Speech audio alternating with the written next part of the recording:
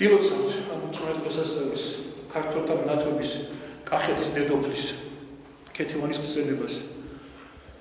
გამორჩეული თავისი ცხოვრებით, თავისი სიწმინდით, თავისი მსხვერპლშეწირვით, მან როგორც მოგეხსენებათ, არა მარტო საკუთარი თავი მიიტანა ზვარაკად, არამედ მისი ობლიშვილი თეიმურაზ პირველის ძეები, სწორედ საპყრობილეში აღმოხატა სული შახაბასმა.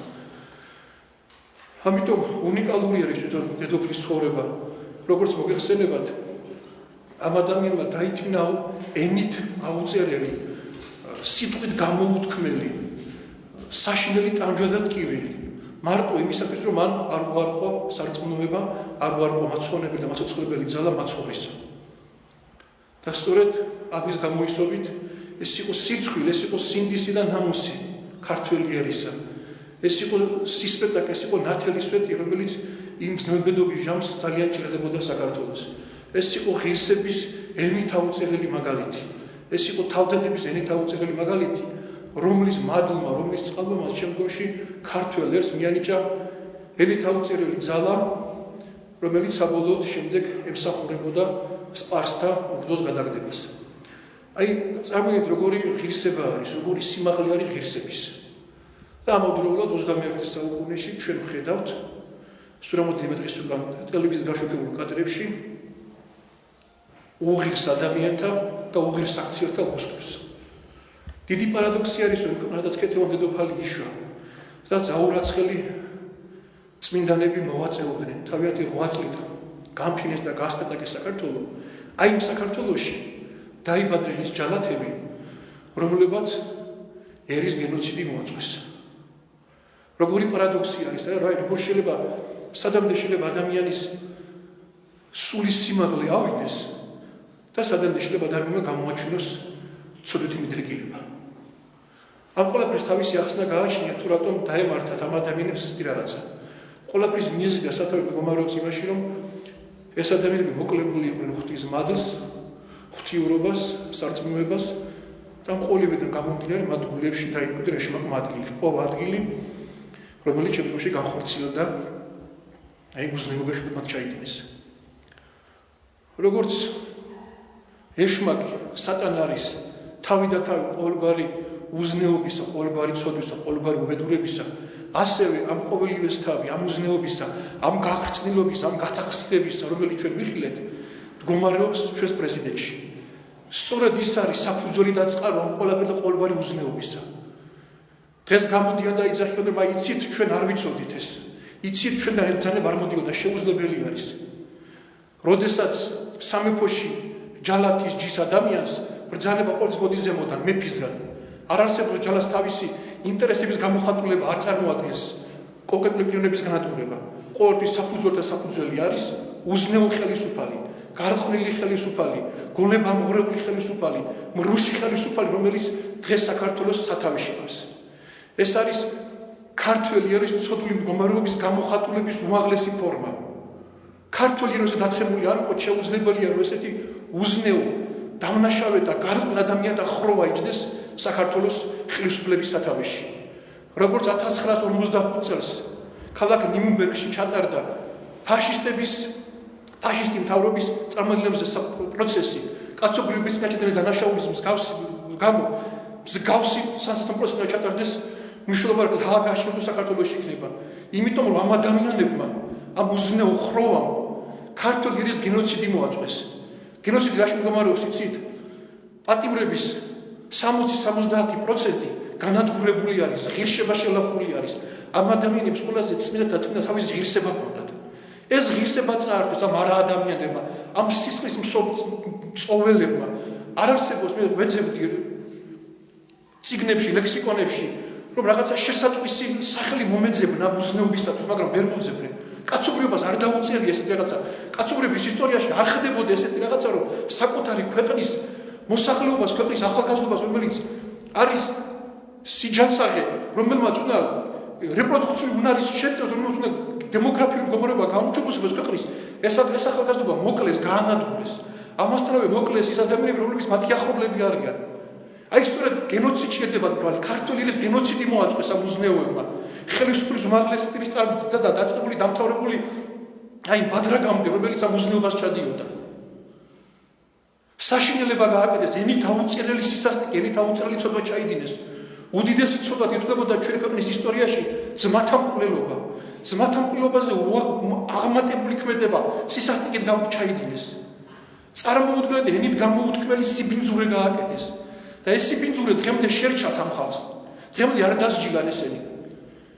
როგორც 1945 წლის შემდეგ ნაციონალ-სოციალისტური პარტიის წევრობა და მათ ფაშისტებთან მოღვაწეობა იქნებოდა ძალიან დიდ სირცხვილად, მსგავსი სირცხვილი უნდა იყოს ნაციონალური მოძრაობის წევრობა ამ დღეების შემდეგ.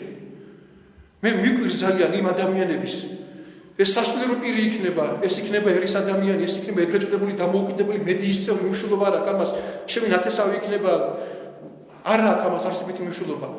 სულ ეს ადამიანი არის 21 საუკუნის როსტომ ხანი, ყორღანაშვილი, იესე ფალავანდიშვილი, შადიმან ბარათაშვილი და ორჯონიკიძე. ესენი ადამიანები, რომელიც ერის სირცხვილი იყო ამ ადამიანების ქართველობა. ზოგადად ასეთი ერის სირცხვილად ჩაითვლება ამ ადამიანების მოღვაწეობა, ამ ადამიანის არსებობა და აი გაუგნებას ერთი რაღაცა იწვევს, შემოკარგება რომ არავის სინამდვილე არ გააჩნია. არავის ერთი ცრემლი არ წამოვარდნია თვალი და პირდ ეს უკიფრად ისე ვამტკიცებენ რომ თურმე ეჭით სისტემის პრობლემა იყო. შეუძლებელია სისტემის პრობლემა დიქტატურული რეჟიმის პერიოდში, დიქტატურული რეჟიმის პოლიტიკის ზემოდან მოწყობილ ერთი ხელი ერთი გონება ამღრეული მემურში ადამიანისგან წამოვიდეს ყველაფერი და ყოველივე. ამიტომ მე მოუწოდებს უყოლას ვინც დღემდე კიდევ რჩება რამდენად თანაზოგის გამომხატველი ამ დანაშაული ხროვის მიმართ. გონსპოდით შემოკარგებო, ძალიან გთხოვთ, გონსპოდით, ნუ მიყიდით სულს ეშმაკს. ნუ წაბილწავთ საკუთარ ღირსებას. ნუ შეურაცხყოფთ სარწმუნოებას.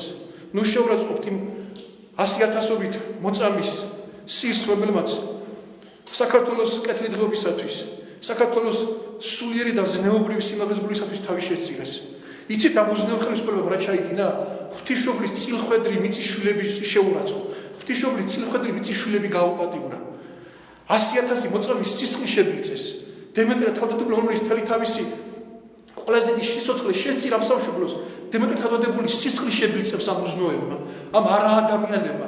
მე არ ყოფნის სიტყვები კიდევ ერთხელ ვიძახი, რომ ამათი საქციელი შევაფასო. არ არსებობს არც ერთ მსოფლიო ისტორიაში ანალოგი არ მოიცემდება, რომ ასეთი სისასტიკით საკუთარ ქვეყნის მოქალაქეებს ექცევა ხელისუფალი. და ეს იცით რის ბრალია შემოკარგებო? ხმა არ ამოვიღეთ. პირველი მსხვერპლი რო იყო ამ უზნეო ხელისუფლების, ამ უზნეო რეჟიმისა. თანაგზნობა არ გამოუცხადეთ მის ხელისუფლებას, გვერდზე არ დაუდექით. რისი გულისხმობ შენდობას ავთხოვ მე სულ ყველა თითოეული ადამიანს, თითოეული იმ დედას, იმ გამწარებულ ადამიანს. იმ ღირსება აკლ ადამიანს, რომლის გამოისობით მე ხმა არ ამოვიღე, რაღაცა ვამჯობინე შეიძლება. ან შეიძლება შიშიც გამოციყო ეს ყველაფერი, ამიტომ შენდობას და მოტივებას ვთხოვ სულ ყველას. თუ ჩემის გამოისობით, რა თქმა უნდა, დამნაშავე მეცავართ ამ უზნეო ხელისუფლების ესე თავხედობაში და აღნერახსნობაში და ამ ყველაფრის უმოქმედებისკენ მიშვებაში. ბოდიში ვთხოვ მე ამის გამო აპატიე თუ შეიძლება რომ წარიხოცოს ეს ყველაფერი ჩემგან. აგრეთვე მოგახსენებთ იმასაც, რომ შეიძლება ჩემი ცხოვრება არ იყოს ესეთი წმინდა, რომ მე მსგავსი ხილებით მიმართო ხელისუფლებას, მსგავსი სიტყვებით ვამხილო ეს უზნეობა, იმიტომ რომ არა ვარ მე წმინდა ადამიანი, რომელსაც როგორიც იყო იოანე ოქროპირი, როგორიც იყო ილია თესბიტელი, როგორიც იყო წმინდა იოანე წინამორბედი ნათლისმცემელი, რომელიც თავისი სწორი ცხოვრება აძლევდა იმის საშუალებაზე, ესეთი უზნეო ხელისუფალი ამხილებინა, მაგრამ დღეს ჩემი გაჩერება ნიშნავს იმას, რომ ეს თანამონაწილე ვარ ამ ყველაფერი უზნეობისა. დღეს ჩემი გაჩვენება ნიშნავს იმ 1000 ჩაგრული ადამიანის გულისხმის ყოფის არ გაზიარებას. ამ ადამიანების ჭირისფრად არ დადგომას. ამიტომ დღეს ჩემი გაჩერება და ჩემი მსგავსი სასულიეროების გაჩერება არის დანაშაული. კმარა დამთავრდა დუმილი. აღარ შეიძლება მეტის მოთმენა. აღარ შეიძლება მეტზე თავის დახურვა, აღარ შეიძლება მეტზე იმის ლოდინი, რომ ესენი გამოსწორდებიან.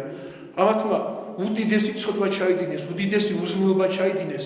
არ ვიცი მე როგორ შეიძლება ამ ყველაფრის წარხურვა, ამ ყველაფრის მიტევება და შენდობა იმის ფონზე, რომ არც ერთი ეს ჯალათი ბარბაროსი არ გამოსვლა დაწყებული მზაყვარი პრეზიდენტი და დამთავრებული მისი მზაყვარი მოადგილეებით, მისი მზაყვარი მინისტრებით და შენდობა არ გთხოვიათ ქართული ხალხის წინაშე. აი ეს არის ამ უზნეობას კიდე დამატებული დიდი უზნეობა. ამიტომ ყველას მოუწოდებ, სანამ დრო არ არის, შეეშვან გაწყვიტონ ურთიერთობა ეშმაკთან, გაწყვიტონ ურთიერთობა ბოროტის მოქმედ ხელისუფალთან, გაწყვიტონ ურთიერთობა ქართველი ერის შემგლწავ ხელისუფლებასთან, ღვთისმშობლის მიწის წამწყვეტელ ხელისუფლებასთან. და საუბრის დასასრულს მინდა ერთხელ მოგმართოთ იმ ადამიანებს, რომლებიც პროტესტს გამოთქვამენ, იმ ღირსეულ ადამიანებს.